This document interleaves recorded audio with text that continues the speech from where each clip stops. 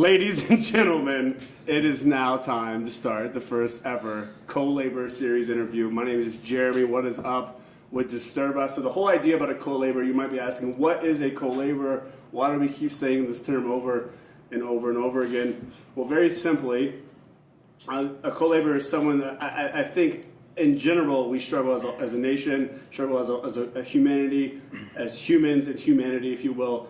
We struggle with unity and like finding our place and like finding our self-value. So the whole idea is like we're all in this together. It doesn't matter like what skin color, where you're from. We are all humans. We're all equal. We all have a voice. We all have something to say. We all have lives that matter. So a co-labor is simply a term that we're using to simply pull people together and say, look, this is someone that embodies this Disturb Us culture we're trying to create. That's someone that's maximizing their life. They're living with purpose. Someone that in a way just serves us, like, because they're all in on their dreams and on their life. They're living such passionately that you're forced to ask yourself the question, what am I doing with my life? And that's a fun kind of question. So today is the very first time we are having someone on the show, and the very first episode, very first superstar, Danny Stahl, everyone. What's going on? Claps. The crowd's going wild. Dude, I'm pumped right now. Yeah, me too. I'm stoked. I don't know if you've ever been on a podcast video thing before. I haven't. So this is your first time? Yeah, jinx. This is a really big moment for me and you. Yeah, we're doing this together. Who gave us a TV show? I don't know, but I'm really vibing it. I mean, I really feel like like it. that's what the internet's in like 2018 is all about. Just like why haven't we done this before? Exactly. We're almost late to the party. Seriously? We might as well just do it. Dude, so I've known you for a couple years now. Yeah. And you've been a huge inspiration in my personal life. I don't think you know that. Like I wanted to make sure like you know that. So on camera, this is being recorded. I can't go back and say I don't love you anymore. I do love you publicly.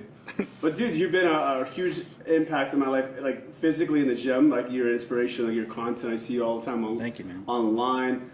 But I know a bunch of stuff kind of about you that a lot of people don't know. And that's kind of the whole point of this whole crazy setup, right? Is to sit down and say, who the heck is Danny? The real Danny. The real Danny. Please stand up. I mean, you can't. At 5'6", people don't know. You're hopefully comfy because we're in for an interesting ride today. Let's do it. Dude, so... Hate roller coasters, so... We're filming this in Lakeland, Florida. Where are you from? Like what's... Originally from Miami. Nice. I was born in Miami, raised in Fort Lauderdale. Parents moved to Melbourne, Florida when I was like 13. And then made my way to Lakeland, went to Southeastern, and then kind of stayed after I graduated. Sick. Yeah. Didn't you just come back from Melbourne today? Mm-hmm. Yeah, I visited my mom. That's why you're so crispy tan. Yeah, I'm super red. I'm like a tomato. No, I'm like Tom the Tomato. Your girlfriend was here making fun of you, but I think you look beautiful. Thank you. I mean, you just got a bro code, bro. Bro code. Dude, so you came to Lakeland for school. You said to college? Yeah. What was that like? Talk to me. Like, what's young Danny out of high school? Man, Do you have like tattoo? I mean, like, who are you? young Danny was different, a lot different. Didn't start getting tattoos till I was 18. So like right when I graduated high school, got a couple tattoos, moved off to college, kind of learned to be my own man because I was raised in a pretty stable home with, a dad and mom and brother and sister. So yeah, and decided to go to Southeastern, not too far from home. But yeah, it was a journey for sure. What did you do in school? What degree did you graduate? Yeah, I graduated. I thankfully, dropped out, so I'm not barely graduated. Yeah. What was that like? You did the hat thing at the Sorry, same time as me. I was doing this. We did the same hat. Sorry. We did a little hat thing at the same time. It was cute. No, yeah, I made it through college, thankfully. And yeah, I graduated with a bachelor's in church ministries. Nice. Yeah. So you were like going to be in ministry then, I guess. Yeah, youth pastor was my tract, kind of. But I don't know if you know, I actually was a youth pastor for. I did know that. So we'll talk about that's another story for another time. Let's do it. So what are you like? So what are you into now? How old are you now? I'm 25. 25. I'm getting old. So you're 18, had no tattoos. No tattoos, no piercings. No muscles? Yeah, I was probably like 155. 5'6", So like 155. the Danny now would have eaten the old Danny. Yeah, for It's breakfast. pretty much like what I'm seeing here. Yeah, That's cool. put a lot of work in the gym over the course of the last however many years. So what's that like? Like what kind of you've had a journey? You put a lot of work in the gym. Like Yeah, I started working out right when I got to college because I was super bored and I saw some guys and I was like, I really want to look like them. And so Southeastern at the time had this really small gym where only a few students would go. And these students that went were like these huge like meathead guys that would deadlift like 600 pounds. One of my buddies, his name's Rustin. He still lives in Lakeland. He's got a huge like. shout out to Rustin. Rustin You know sold me Rust- this table. Did he really? Swear on my life. Oh, Dude, shout out to he's Rustin. got a huge red beard. Yeah. Dude taught me how to lift.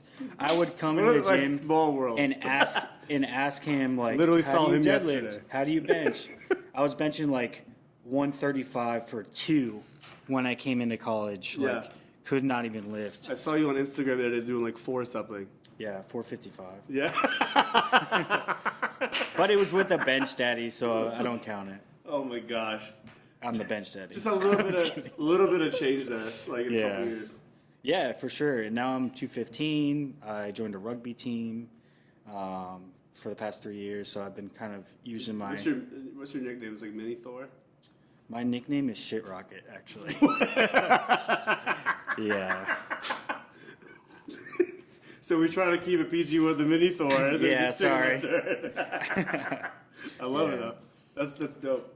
Yeah, but started working out when I was 18, and Rustin kind of led the way before he graduated, and then hit it hard every single day for like 4 years. Then got in a little bit of CrossFit, joined a CrossFit gym, interned at a CrossFit gym, kind of learned all of the Olympic lift mechanics, clean and jerks, snatches, stuff like that, and really just fell in love with that too, and powerlifting, and not just like bodybuilding. I was never really into the bodybuilding. I was more into the powerlifting because I got really strong really fast, and I realized that was my body type was that type where it's hard for me to get ripped, but I could still. And ladies and gentlemen, don't let like the camera lighting or whatever, like the dude's jacked. Like, No. I'm like 6'3", 255, and he can like throw me over his shoulder. No, I still got a gut I need to work on, but it's Yeah. all diet, so. That's cool though. I mean, so essentially you moved to Lakeland. You didn't really like know anybody, right? Like, Yeah. So you started fresh, and then you. I made knew friends in one the gym. person. My best friend and I moved together. We were roomies, but no, other than that, I didn't know anybody. Just start fresh. That's cool. So you made friends in the gym. Yeah, kinda. Yeah. A lot of guys were kind of standoffish, like most gym people, but Yeah. um, You're definitely. I actually met you in the gym. yeah, I think Right.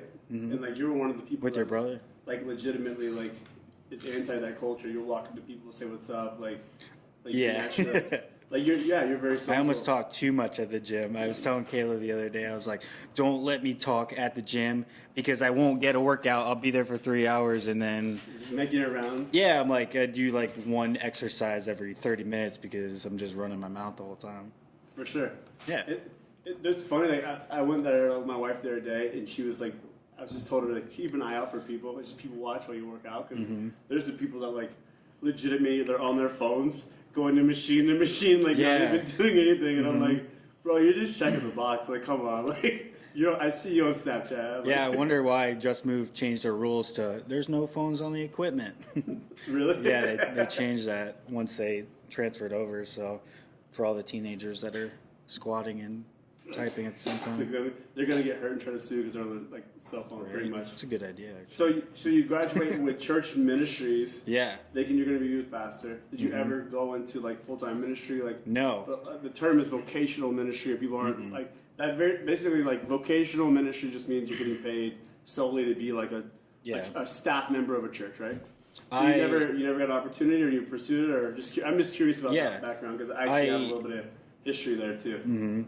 I interned at Victory Church for 3 months during my undergrad and kind of, found the ins and outs of youth ministry and stuff like that and thought that's what I wanted.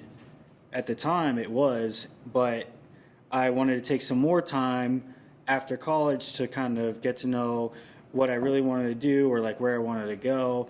So I moved back to Melbourne and worked. I couldn't find a job because I had hand and neck tattoos already, and couldn't find a job for like 3 months.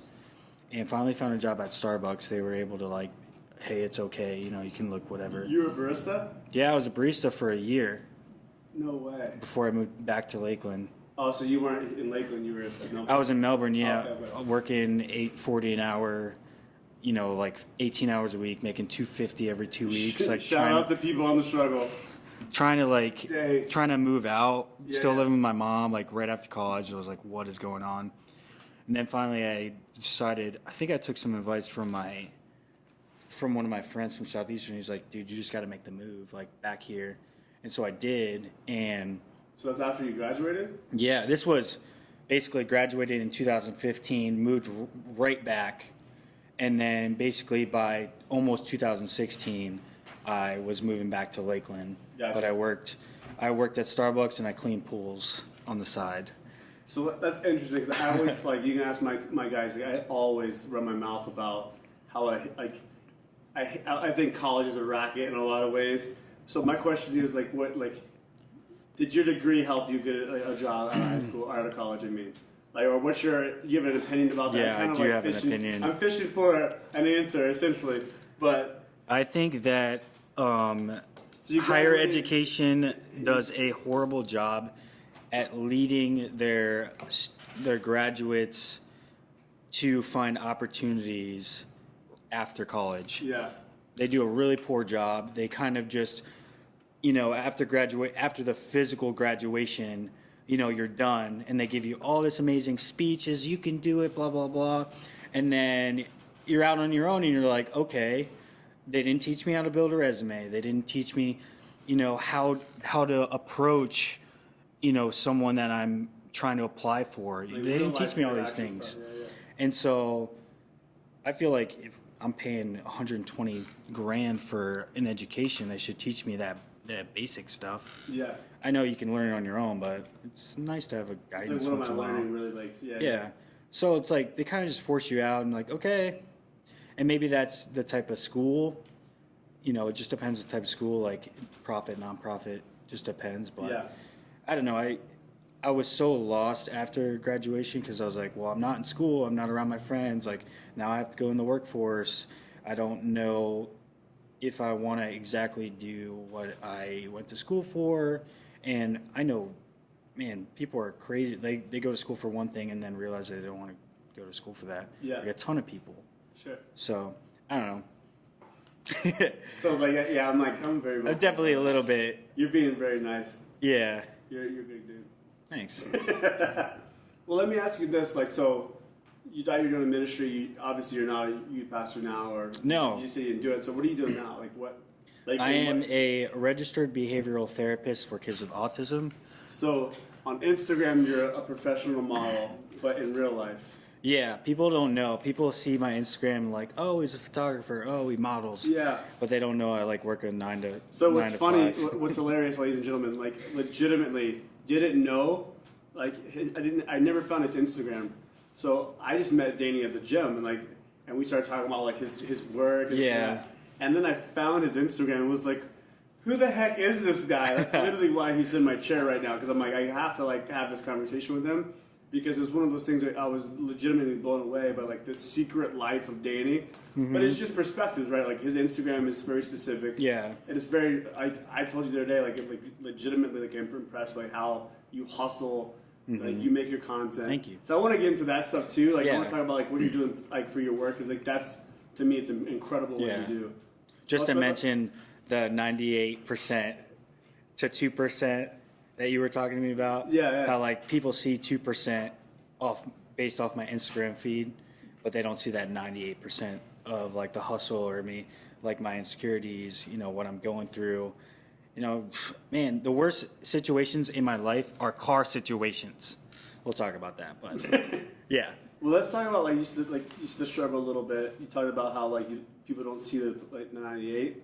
You making fun of my face tattoo? The No, struggle? you actually do have the struggle tattooed on your face. I What's the do struggle? have the struggle on my face. Respect. I want to get to the face tattoos today. There's so much to cover. Okay. So So Let's go. one thing, like you do have a good following of people. Like you've hustled and you've created that from scratch. We talked about Yeah. that. But what I want to get to is like you last like 6 months. I know you went the transition of getting face tattoos, and you went through a lot of crap through that. Like, can we Yeah, talk you about were that? you were with me Yeah. when I mean you were in my life when that was happening, and I remember even coming to you like, dude. We're getting serious now. Let's get. Yeah, no. So basically, made a decision to get face tattoos. Been wanting them since I was younger. You know, I've been wanting a certain look since since I can remember, and decided, I think it's time to just show people that you can be whoever you want to be, and it's okay if people don't necessarily agree with you. So I went out and did it, and me and my tattoo artist, he was like, "How many do you want to run?" And I was like, "Let's run 5." And he's like, "Okay." And then when I got there, I was like, "Okay, maybe we'll run 3 and then 2 later on, so it's not such a shock to people." So I ran 3 on my face. So I have struggle above my eyebrow. Then I don't know which one. Rose. No, Rose. Rose. Rose. And then the sword, the dagger. So yeah, and then Post Malone got this, and I was like, dang. But he got it after, so he copied me. So just for the record, you got it before Post Malone.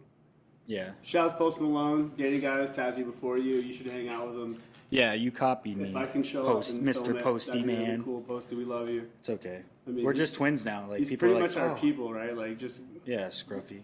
like grungy white kids that just Yeah. punk kids trying to make it, Yeah. So I don't want to miss this opportunity because Yeah. we kind of skipped it. Like, so you got face tattoos. You kind of had to tell your mom. You had to tell your audience of all your followers and fans. I don't think I necessarily did it the right way. Like I just posted on my story and was like, I got face tattoos. I could have done it maybe a different way that wasn't such a shock to people. But man, let me tell you, you don't realize what people really think until you do something that they don't like. And man, like I had so many followers that were always like, "Oh, I love your tattoos," blah blah blah. And then once I got face tattoos, they would go out of their way and message me like, "Oh, like you were super cute and now you're not," or "You look super cool and now like you ruined it." Dang. Yeah, just like that intense, like going out of their way to Like like comments and DMs. like that's okay if you can if you think that, but they're going out of their way to like tell me their opinion about something that's on my body. So I got really insecure that whole week because, man, I probably got hundreds of DMs of people just like negative feedback. Some people were like, "Oh, those are dope," and I was like, "My dudes," but a lot of people were like against them. Were like, "You're never gonna get a job." I'm like, "You don't know me. Like, I already have a job. Like, I already have a career." Yeah. And so that was really frustrating to go through. And then I had to tell my mom, and my mom was super cool about it. I was like, "You're my mom. That's what's up." So I had to sit her down and tell her, because I blocked her on Instagram because I was afraid what she was going to think. So I blocked her. Blocked mom. Yeah. And then she's like, "Why'd you block me?" And I was like, I got face you need tattoos. to, I said, "You need to sit down." This was over the phone. I was like, "You need to sit down." And she's like, "Why?" She's like, "Did you get a tattoo?" I was like, "Yeah." She's like, "Where?" I was like, "I got them on my face." I got them. And she's like, "Oh my gosh, Danny." And I was like, no, it's okay. No, it's okay. I'll show you. And I sent her a picture, and she's like, "Okay, those aren't that bad. They're not that bad." And then she took like a 30-second pause, and she was good. That's sick. Now she doesn't even say anything about them. So So you said we had a conversation. What was that? You remember what happened? Like, what was that? I remember, not to the T, but I remember that these people were DMing me, and I came to you, and I was like kind of a little bit insecure, and I was like, "Dude, like these people, like, are they okay? Like, they look okay, or like, what do you think?" And I think you just talked me through it. You were just like, "Yeah, man, like people are gonna like hate, like they hate what they don't understand, like blah blah blah." It was super encouraging to me at the In time. the most actually. like Jesus loving way, F them. Yeah, right. Like, that's Yeah, what you right. say. Even in person, like Kayla and I have experienced people in the stores coming up to me and like, "What do you have on your face?" And I'm like, "Oh, they're just tattoos." They're like, interesting. And then they would go to Kayla like, "Oh, do you have any tattoos?" And she would say, "No." They're like, "Oh, good for you."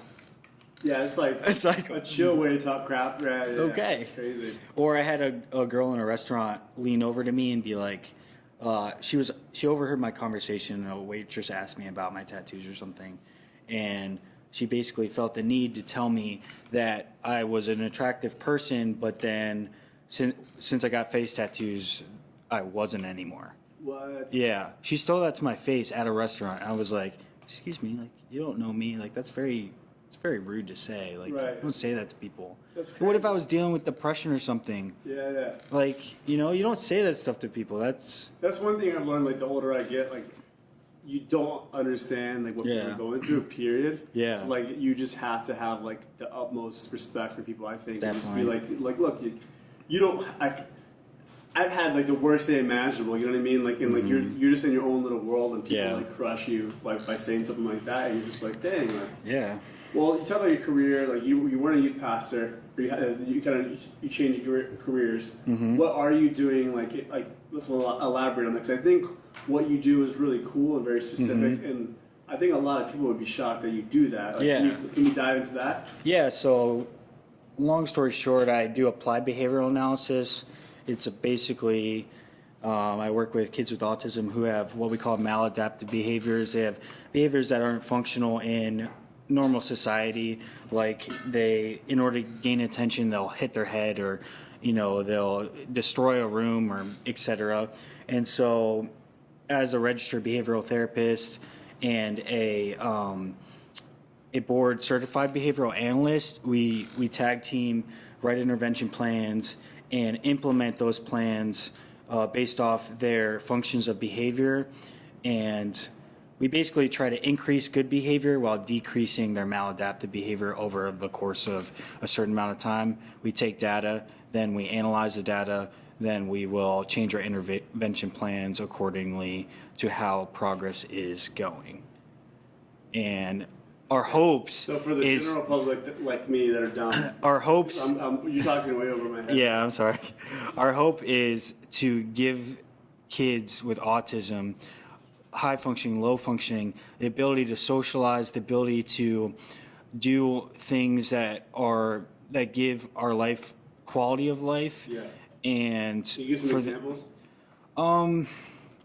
So I work with a kiddo, and a couple of his behaviors are property destruction. So he'll destroy his classroom, or he'll curse at you, or he'll hit you in the face whenever he doesn't want to do something. So obviously that's not functional. Like he's going to turn 18 one day, and if he hits someone in the face, man, that's not a good idea.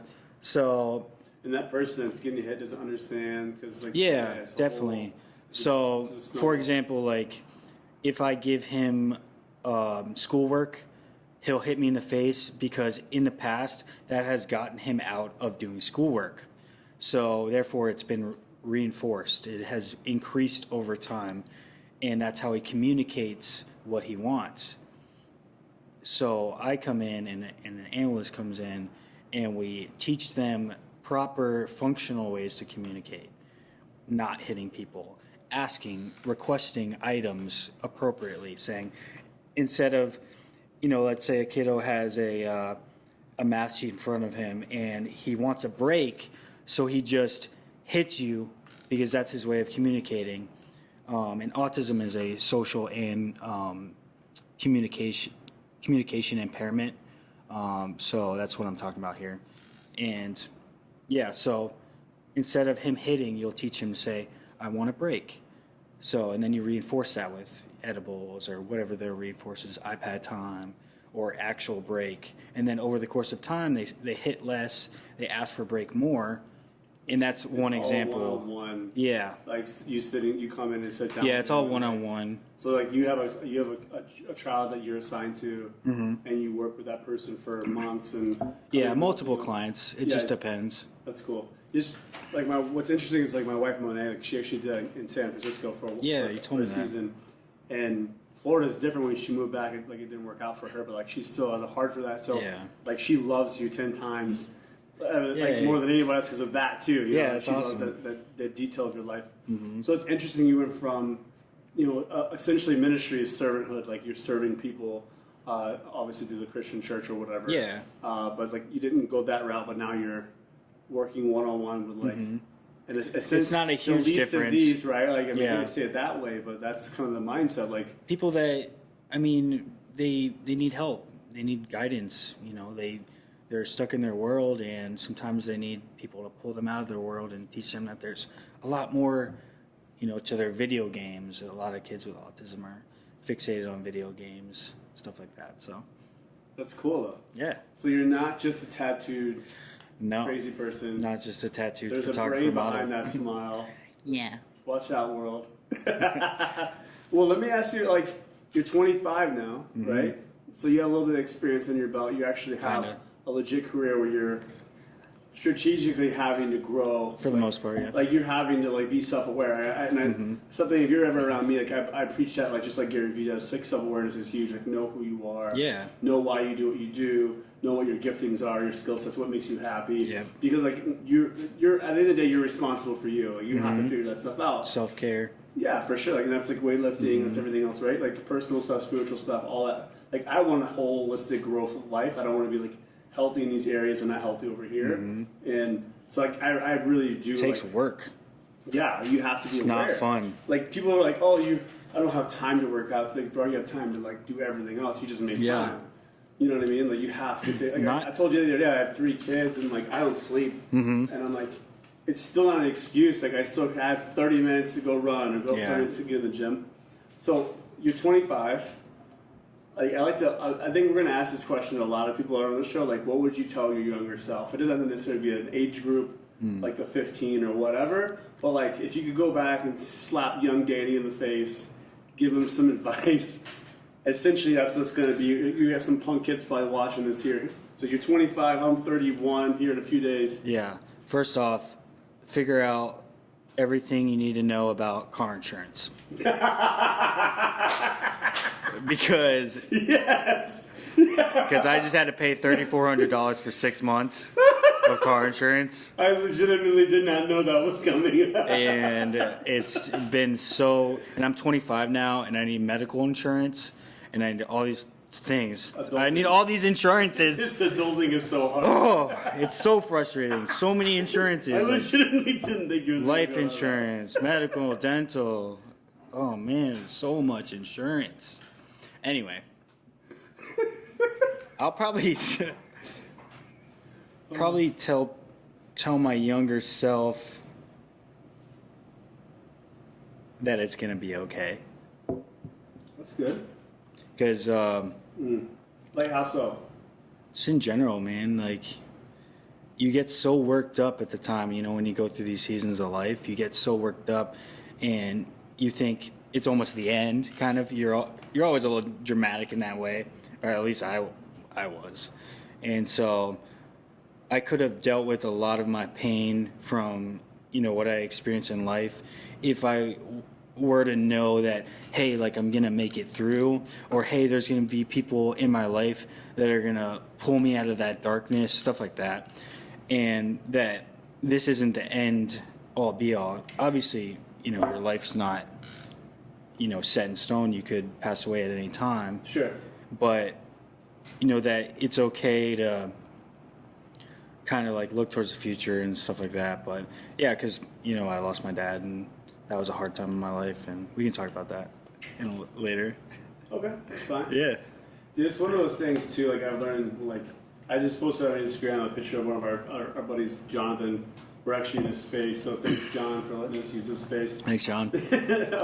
I posted that the caption said, "Trust or fall in love with the journey." You should be in love with the journey. Yeah. And I've learned more and more. Like, it's not like there's not this place where you're like, you in your mind you're like, oh man, when I'm younger, I'm gonna get to here and I'm gonna have this and I'm gonna do these things and I'm gonna be happy. And you realize like you get to those, maybe you accomplish those things and you're like, well, these things aren't making me happy. Like, yeah. And you're like, oh, there's more to life. And like it seems like once I figured it out, I realized like I don't know crap. Like, you know, yeah. flips. As you get older, you realize how much you don't know. Yeah. Yeah. And it's like what matters most. Like, well, it's not necessarily the things that you're doing, but it's who you're doing them with, right? It's the relationships. It's like it's not the stuff. Like, so even when we kind of came back to the drawing board with Disturb Us and launching the brand, like to me, it's like what matters the most. I'm like, this is what matters the most. I want to like one day I'm gonna be dead. This is the craziest it is. I'm 31 years old in like 2 weeks. I'm gonna be like 80 years old. Happy one day. birthday. And like legitimately, like I thought about what would I want to look back on my life's work, and I'm like, if I had like 1,000 of these things done, I would be happy. Like, just because like the interactions, the people, the stories we getting to know people, deeper than the normal surface level that we deal with every day. Like, hey, how are you? Oh, I'm good. How are you? Oh, I'm good. How's the wife? How blah blah blah. Like the surface level stuff, and we never go deeper because a lot of times we don't care about other people's lives. I think vulnerability and like fear too. Yeah. So I would say like, or would you say that kids like at the end of the day like overcome the fear? I don't know. Like I would say that wholeheartedly. Like what do you mean? At the end of the day, like you can't be scared to like do your thing. Yeah. Like the face tattoos, like the podcast, the thing, like the clothing line, everything. Like I've done. Like I've been petrified. Like legitimately. We have this on the schedule to film this, and like I've been counting on minutes, like oh my god, like we're doing this thing. But like for me, it's a big deal. But then you do it, and you're like, this is the coolest ever. Like why aren't we doing this? You know what I mean? It's almost like the fear is not real. It's just made up. To me, it's almost like the older I get, the more I realize how much my fear has held me back, and I could have been doing so many things but I was afraid to do them. Ooh. And I still am. Like, there's so many things that I'm afraid to do. Preach to yourself, Rubo. Let's get some fire. We're wrapping up right now. Like, what would you tell yourself if you had no fear? Like, I don't know, just spit something. Oh, man. What would I tell myself if I had no fear? Like, tell the punk kid right now that's, like, alone. He happened to stumble upon our video, our podcast, our YouTube channel, Instagram. He's going through some mad stuff. Like, what would you tell that kid that's been in your shoes, right? Like, that's why literally I started this thing too. I've been alone. I've been depressed. I felt like my life I got matter, it. Right? Like what would you say to that person? Our society today cares so much about what other people think about us, their perceptions of us, that we let that affect everything that we do. So, for example, like when I started photography, I do photography on my own. I set up a tripod. I take pictures by myself. You know, like overcoming the stupidity. Yeah, like that was so stupid. People look at me and they're like, "What is that kid doing?" I had the cops called on me. I had 5 cops rush me because they thought I was a bomb because I didn't have another photographer with me. They thought I had a bomb. It was a crazy situation. So like. I got detained by the terrorist unit for trying to make a drone vlog video one time. It's probably because you're I got detained for 2 years. Yeah. But I was trying to drone in a restricted airspace. Oh my gosh! With this beard, little rebel, you. But keep going. Let's wrap up. I want you to say this real quick, like whatever nugget you want to spit some fire, and then have an opportunity to tell people, hey, like give you a shout, a plug, if you want to like give them your Instagram, whatever you want to promote. Yeah. And you have and what we'll do is just wrap up. Yeah, so I guess closing thoughts are stop caring so much what other people think, and if other people support you or not, who cares? You can support you. You're your best, cheerleader, You have all the potential in the world to do anything you want because it's you and you the best and you know what you're good at, you know what you're bad at. So don't be afraid to go out there and, try something new or learn something new. And I don't know, just stop caring so much about what people think and just kind of do it. And don't be afraid to fail. I love it, bro. Danny Stahl, everyone. Yeah. Dude, how can these awesome people follow you? How can we? So I don't have a Twitter because I never really learned how to do that. We don't either. Sorry, guys. Maybe one day, but right now, Instagram. In my Facebook, I rarely post, so you can go on my Instagram at Daniel J Stahl. Super easy. Links will be in the bio, of course. Yeah. We'll give you some love. Thank you. Bro, thank you so much for being on the first-time guest on the show. That first episode ever, bro. I feel honored. How do you feel? I feel good. You feel good? I thought I was going to be crap watching this, laughing at our younger selves, be nervous. Yeah, I was going to be... I thought I was going to be way more nervous than I was. I think that was good, though, right? Yeah. This was a good first episode. Yeah. All right. I'm happy. My producer's telling us to cut the banter and wrap up.